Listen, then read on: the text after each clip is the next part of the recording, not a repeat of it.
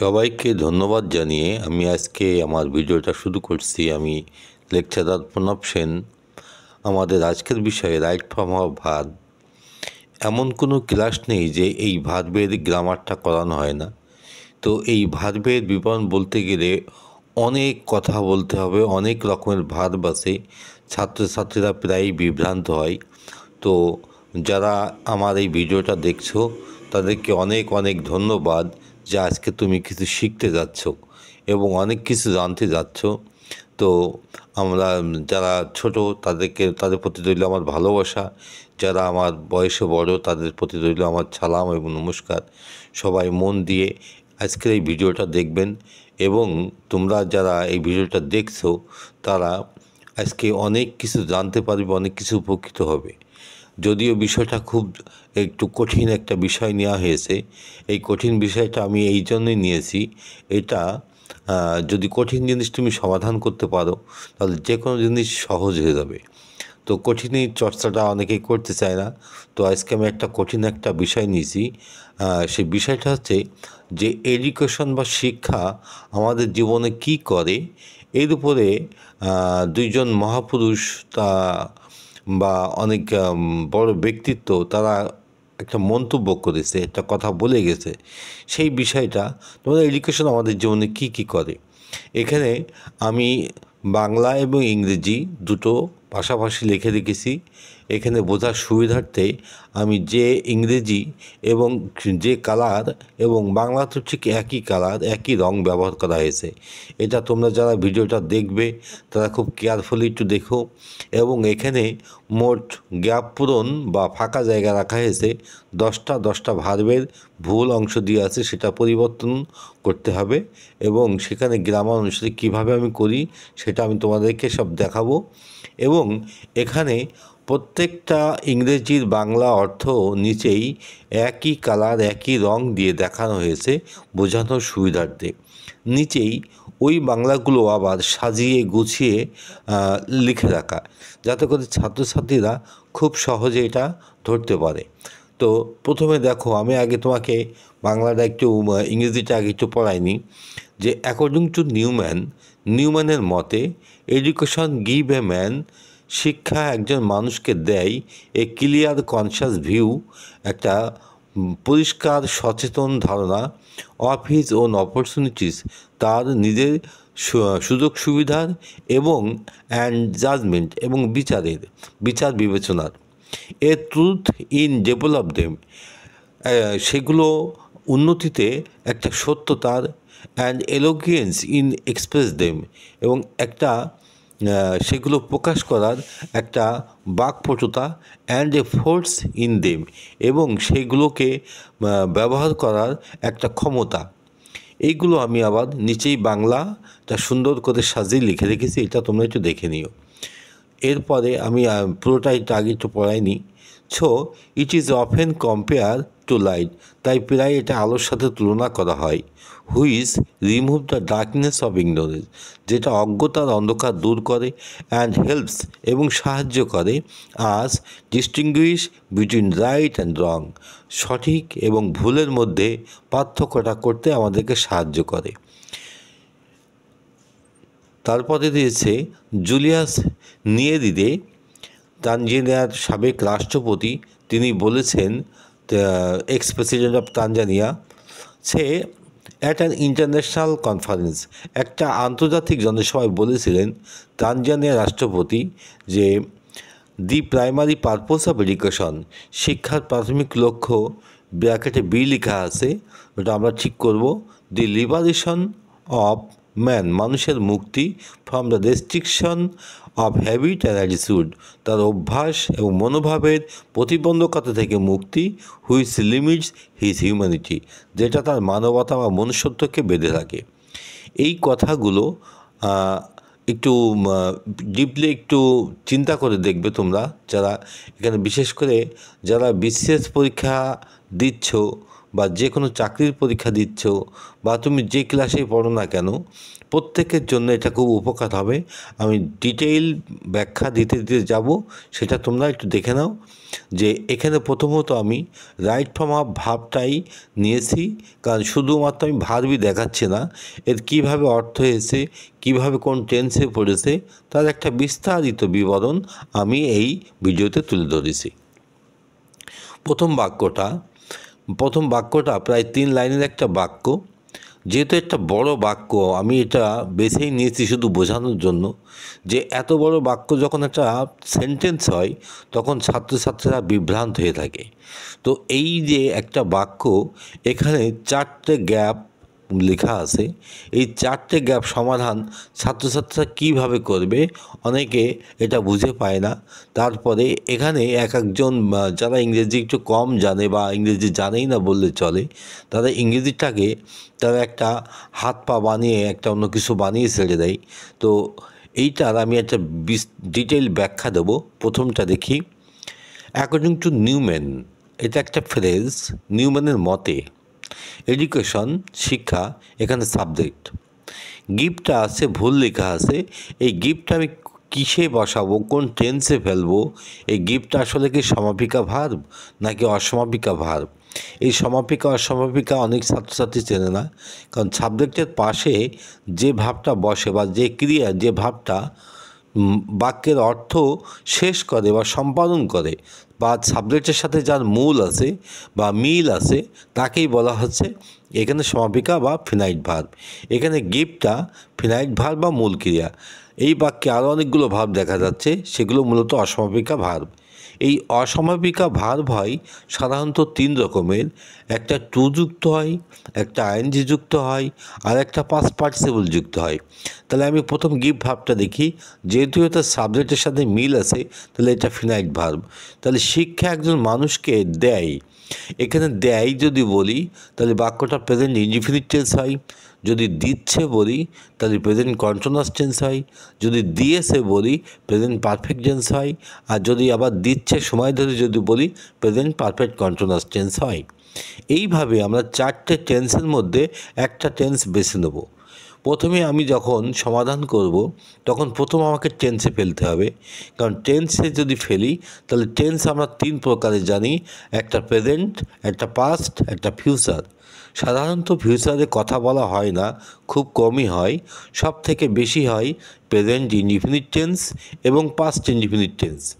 তারপরে প্রেজেন্ট টেন্সে বেশি ফলো করা হয় এবং পাস্ট টেন্সেও মোটামুটি ফলো করা হয়।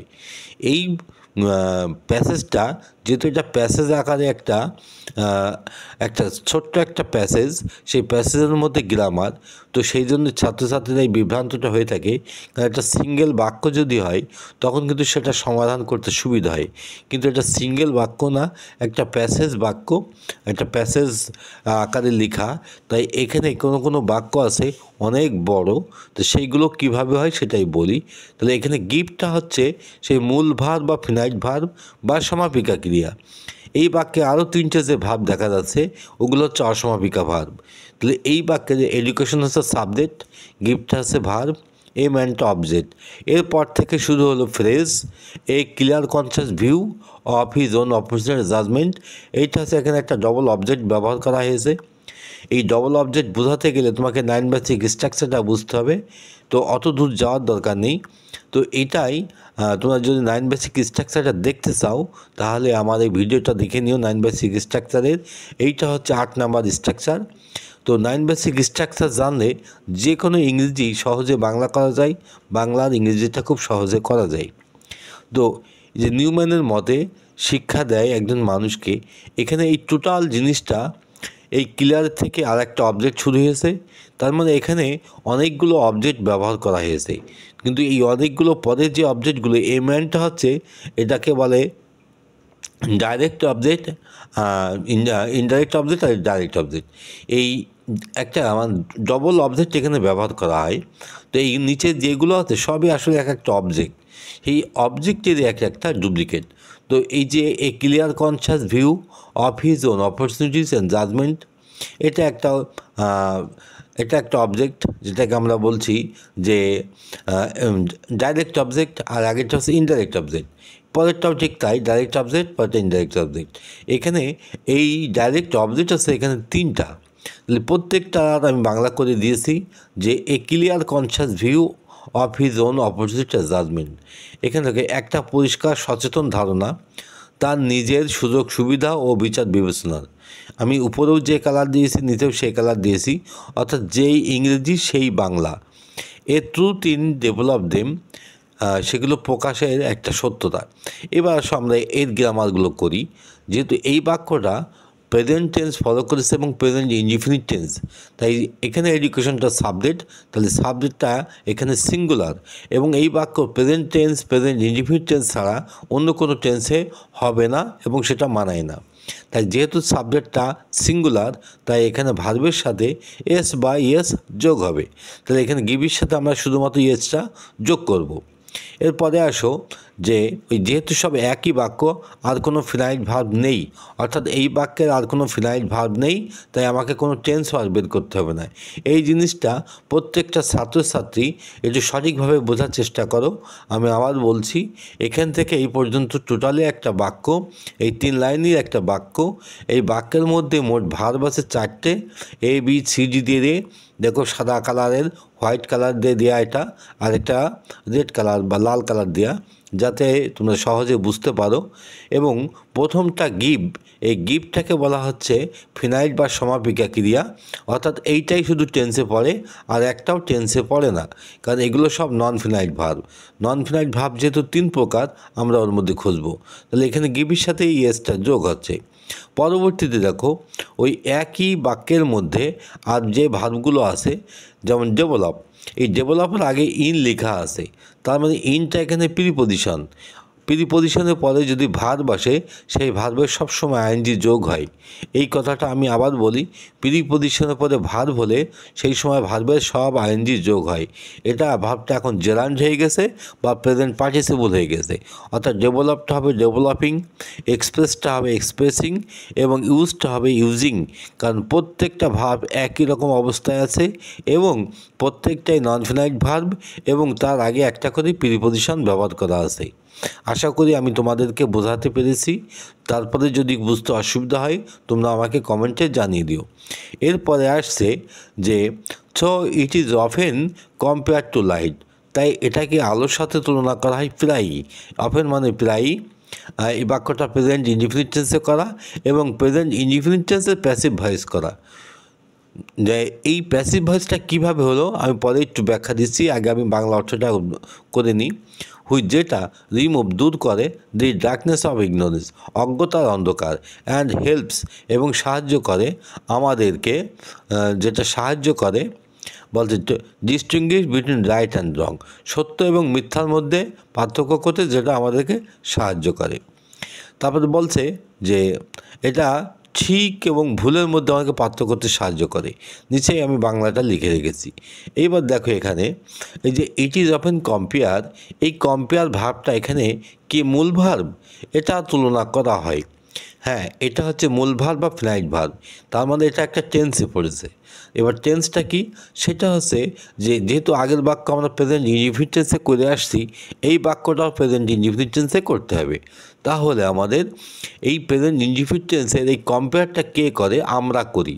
আমরা এখানে সাবজেক্ট আর ইটটা এখানে অবজেক্ট, তাহলে এই অবজেক্টটা এখানে হয়ে গেছে সাবজেক্ট। মানে অবজেক্টে যখন বাক্য শুরু হয় তখন বাক্য প্যাসিভ ভয়েসে যায়, আর প্যাসিভ ভয়েসে মূল ভার্বের সবসময় তৃতীয় রূপ হয় বা পাস্ট পার্টিসিপল হয়।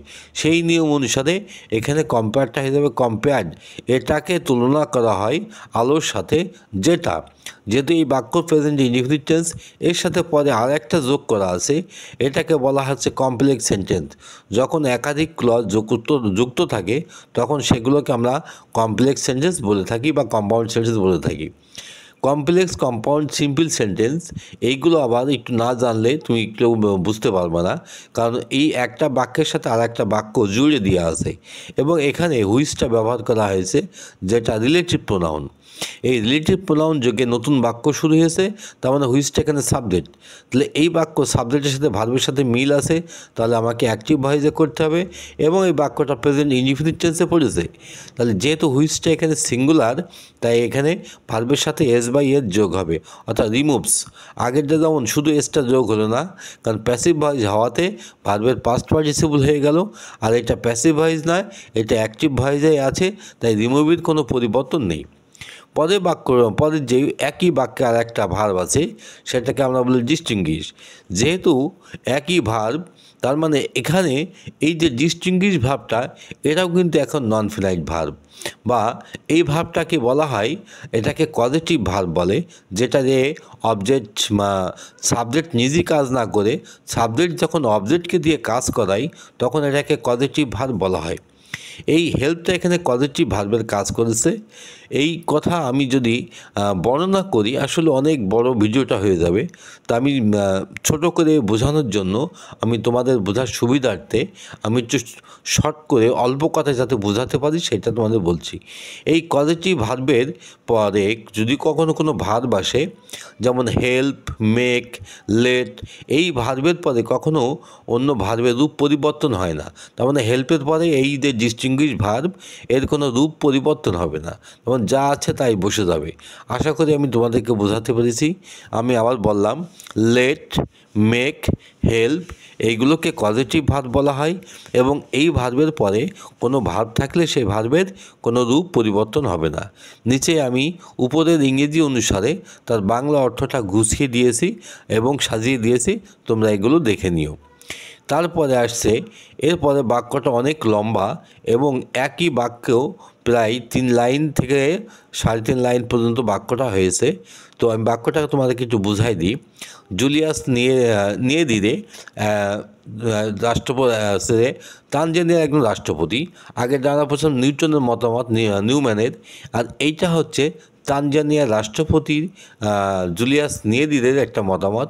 তিনি একটা আন্তর্জাতিক জনসভায় বলেছিলেন, ex-president say at an international conference that যে the primary purpose of education, শিক্ষার প্রাথমিক উদ্দেশ্য হয় দি লিবারেশন অফ ম্যান, মানুষের মুক্তি, from the habit of attitude, সেটা হচ্ছে তার অভ্যাস এবং তার মনোভাবের প্রতিবন্ধকতা থেকে মুক্তি, যেটা তার মনুষ্যত্বকে বেঁধে রাখে।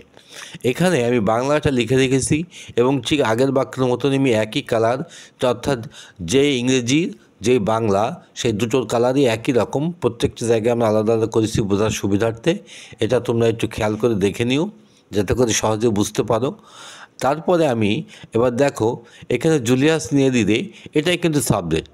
এবার এই সাবজেক্টের এখানে একটা অ্যাপোস্ট্রফি ব্যবহার করা হয়েছে, এটাকে বলা হয়েছে অ্যাপোজিটিভ। অর্থাৎ কোনো সাবজেক্ট যখন ডবল হয়, যেমন মনে করো ঢাকা বাংলাদেশের রাজধানী, ঢাকাও যা রাজধানীও তাই, তাহলে এখানে যখন আমরা ঢাকা লিখব, তারপর একটা কমা দিয়ে আবার বাংলাদেশের রাজধানী লিখব, তার মানে এখানে ডবল সাবজেক্ট ব্যবহার করা হলো, কিন্তু সাবজেক্ট আমরা একটাই ধরবো, দুটো এখানে ধরা যাবে না। অর্থাৎ এই বাক্যটা, এবার পরে আছে সেটা এখানে মূল ভার্ব বা সমাপিকা ক্রিয়া। এটা আমি গ্রামারটা একটু পরে বলি, এখানে দুই রকমভাবে করা যায়। তো অ্যাট অ্যান ইন্টারন্যাশনাল কনফারেন্স, একটা আন্তর্জাতিক জনসভায়, যে the primary purpose of education, এখান থেকে আবার নতুন বাক্য শুরু হলো, মাঝখানে দ্যাট লেখা আছে, তার মানে এইটা একটা কমপ্লেক্স সেন্টেন্স, দুই পাশে দুটো ক্লজ ব্যবহার করা আছে। এইবার মাঝখানে বি, এটা হচ্ছে এখানে লিঙ্কিং ভার্ব বা মূল ভার্ব। এই লিঙ্কিং ভার্বটা প্রেজেন্ট টেন্সও করা যায়, পাস্ট টেন্সও করা যায়, এবং যেটা তোমার ভালো লাগে তুমি সেটা ফলো করো, আমি দুটোই বলে দেবো। The liberation of man from the restriction of habit and attitude, which, শেষে আর একটা ভার্ব আছে, সেটা হচ্ছে লিমিট।